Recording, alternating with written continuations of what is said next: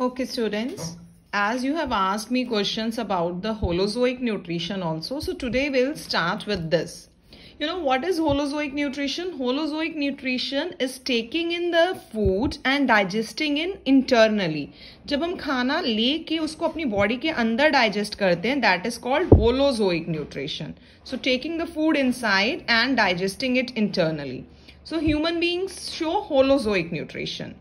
Okay, so today we'll study about the digestion in humans, and you know that the process of nutrition in humans consists of 5 processes. Number 1 is ingestion. What is ingestion? Ingestion means taking in of the food. Number 2 is digestion. Digestion means breaking down of the complex food molecules into the simple ones. And the number 3 is absorption. Absorption means absorbing the simpler molecules from the digested food material. And the fourth one is assimilation. Means जो हमने अभी digest कर लिए हैं nutrients, उन nutrients को use करके body के फंक्शंस में हेल्प करना, that is called assimilation. And number 5 is egestion. Egestion means throwing off the waste material which is not of any use, throwing the waste solid particles out of the body. So these 5 processes take place in the nutrition, in the Holozoic nutrition. You must have discussed that the digestion or the nutrition in the human, the ingestion means it takes place in the mouth. मुंह से शुरू होता है ingestion, and our mouth opens and the nose opens into the common passage here called pharynx. Pharynx is a common opening for nose as well as for mouth. नाक और मुंह दोनों एक कॉमन जगह पे खुलते हैं, that is called pharynx. Then from the pharynx the food goes to esophagus. Okay, esophagus is a long muscular tube through which the food goes down into stomach. And esophagus shows which type of movement? You must have studied peristaltic movement. Peristaltic movement. Peristaltic movement means like this. This way esophagus contract, relax, contract, relax, contract, relax. And this way when you press a thing, what will happen? The food in the pipe will go down. So this contract, relax movement from top to bottom of the esophagus is called peristaltic movement. And then passing through the esophagus, food reaches to the stomach. Up stomach is a J-shaped structure in humans, and in the stomach there are 3 main important things. Number 1, there is HCl. Number 2, there is mucus. And number 3, there is an enzyme called pepsin. Now what is the function of HCl? Whichever food we are eating, it is going down from the esophagus into the stomach. So in the stomach, suppose if in the food there are germs, so the germs can go into the stomach even. तो HCl क्या करता है? HCl उन germs को kill कर देता है. तो HCl kills the germs. Okay. Now mucus. अब पेट में अगर HCl है, एसिड है, तो उससे हमारे पेट में क्या हो सकती है? हमारे पेट की वॉल्स जल सकती हैं क्योंकि ये हाइड्रोक्लोरिक एसिड है. एक बच्चे ने पूछा था what is HCl? HCl is hydrochloric acid. Hydrochloric acid. Hydrochloric acid is what? HCl. So this acid can burn the walls of our stomach. So to prevent the wall of stomach from the acid, there is a layer of mucus. Mucus मतलब जैसे कि आपके knows में से nosy आती है, जैसे आपका स्प्यूटम होता है, that is what? Mucus. गिली सी चीज. वो गिली सी चीज जो है स्टमक के अराउंड एक लेयर बना देती है जो एसिड को स्टमक की वॉल पे एक्ट नहीं करने देती. तो what is mucus? Mucus protects stomach from HCl. Now what is pepsin? Pepsin is a protein digesting enzyme. Protein digesting enzyme. This enzyme helps in the digestion of proteins. But बेटा ये enzyme जो pepsin है, ये pepsin की form में stomach में नहीं होता. This is present in the form of pepsinogen. Pepsinogen. And जब स्टमक में खाना आता है देन ओनली व्हेन स्टमक में खाना आता है तो HCl प्रोड्यूस होता है, क्योंकि खाने में जर्म्स हैं तो उसको मारने के लिए HCl प्रोड्यूस होगा। And then in the presence of HCl pepsinogen is converted into pepsin.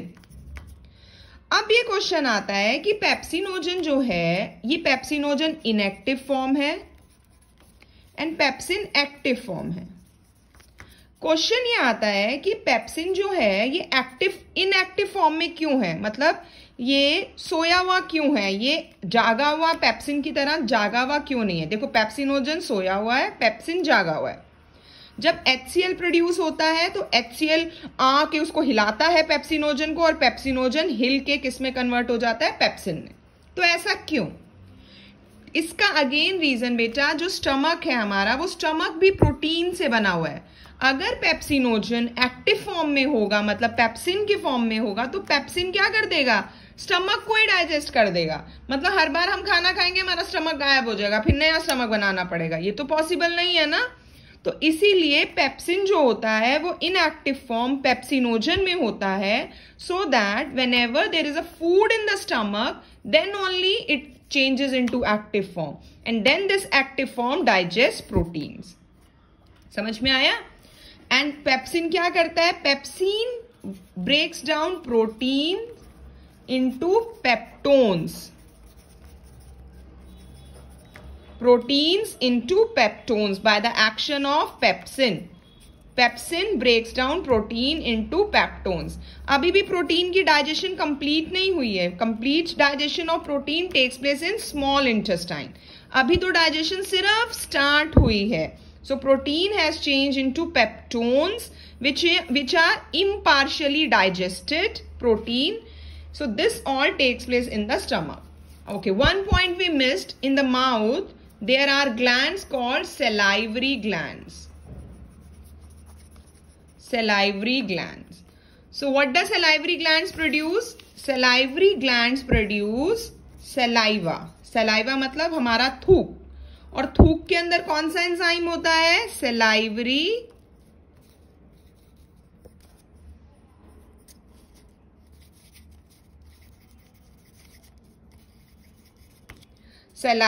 amylase. Salivary amylase is what? Salivary amylase is an enzyme. Salivary amylase is an enzyme which is present in the saliva. So this salivary amylase, what it does? It breaks down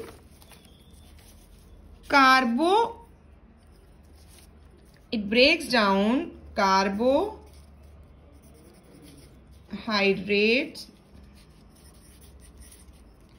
into glucose. It breaks down carbohydrates into glucose. देखो बेटा, whichever food we eat, it has basically 5 nutrients: carbohydrates, fats, proteins, vitamins, minerals. ठीक है, तो carbohydrate की digestion जो है वो mouth में ही स्टार्ट हो जाती है by the action of salivary amylase. ठीक है, और कार्बोहाइड्रेट को वो किस में कन्वर्ट कर देता है? ग्लूकोज में. आपको पता है ना, ग्लूकोज मीठा होता है, हम लोग पीते भी हैं ग्लूकोज. तो उसका एक आप बहुत अच्छा सा एग्जाम्पल घर में कर सकते हो. ये वीडियो देखने के बाद एक रोटी की टुकड़ा लेना या एक ब्रेड का टुकड़ा लेना और उसको बहुत देर तक मुंह में च्यू करते रहना, च्यू करते रहना. खाना मत, अंदर स्वेलो नहीं करना, उसको च्यू करते रहना. When you keep on chewing the piece of chapati or the piece of bread, your saliva will mix with the food. रोटी या चपाती में क्या है? कार्बोहाइड्रेट है. रोटी चपाती कार्बोहाइड्रेट की बनी है, तो जब हम उसको च्यू करेंगे तो उसके साथ सलाइवा मिक्स हो जाएगा. और जब रोटी और चपाती में सलाइवा मिक्स हो जाएगा तो वो क्या करेगा? सलाइवा में क्या है? Salivary amylase. तो सलाइवरी अमाइलेज क्या करेगा?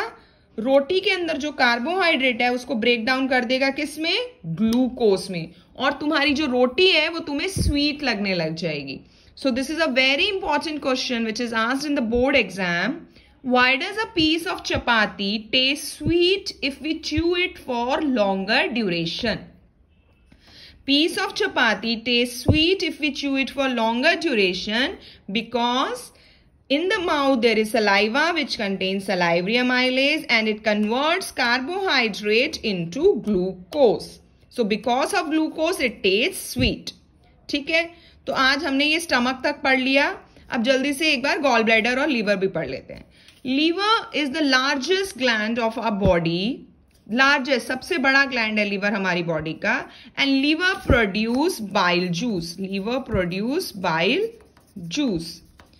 And this bile juice is stored in this structure called gallbladder. Bile juice कहाँ स्टोर होता है? गॉल ब्लैडर में. गॉल ब्लैडर कोई काम नहीं करता है. गॉल ब्लैडर सिर्फ बाइल जूस को स्टोर करता है. What gallbladder does? Gallbladder stores bile juice. ठीक है. So liver produces bile juice and bile juice is stored in gallbladder. Then there is a gland called pancreas. What pancreas does? Pancreas produce bicarbonate ions plus pancreatic juice. So pancreas produce bicarbonate ions and pancreatic juice. अब ये bicarbonate ions क्या करते हैं? देखो, जब खाना digest होने के बाद स्टमक से स्मॉल इंटेस्टाइन में जाता है, ये स्मॉल इंटेस्टाइन है हमारी. After digestion when the food goes to small intestine, the food is acidic because of HCl. Food is acidic because of HCl. So इस एसिडिक फूड को न्यूट्रलाइज करने के लिए बाइकार्बोनेट आयंस प्रोड्यूस होते हैं. तो बाइकार्बोनेट आयंस क्या करते हैं? इस एसिडिक फूड को न्यूट्रलाइज कर देते हैं. और फिर है पैंक्रियाटिक जूस. पैंक्रियाटिक जूस क्या करेगा? ये फर्दर डाइजेशन में हेल्प करेगा. ये हम नेक्स्ट वीडियो में देखेंगे. तो अब हमारा बच्चा है small intestine, large intestine. That we'll study in next video. Okay, but before that, let me tell you what is the function of bile juice. Bile juice क्या करता है? Now, bile juice, देखो बेटा, जो फैट होता है, fat की ना लंबी चेन्स होती हैं. What is fat? Fat is a long chain of fatty acids and glycerol. Fat किससे बना है? फैट बना है फैटी एसिड और ग्लिसरॉल से. बट उसकी लॉन्ग चेन्स होती हैं, तो लॉन्ग चेन्स की डाइजेशन में बहुत टाइम लगता है. तो that's why the long chains of fat are broken down into small globules. Long chains of fat are broken down into small globules, and this process of breaking down long chains of fat into small globules is called emulsification of fat. Emulsification of fats. What is emulsification of fat? Breaking down long chains of fatty acid into small globules. And who does this? This is done by bile juice. Bile juice breaks down long chain of fatty acid into small globule and the process is called emulsification of fat. अब fat की small globules हो गई. अब ये easily digest हो जाएंगी. और ये डाइजेस्ट कहाँ होंगी? ये स्मॉल इंटेस्टाइन में डाइजेस्ट होंगी. कैसे? That will study in the next video. Okay.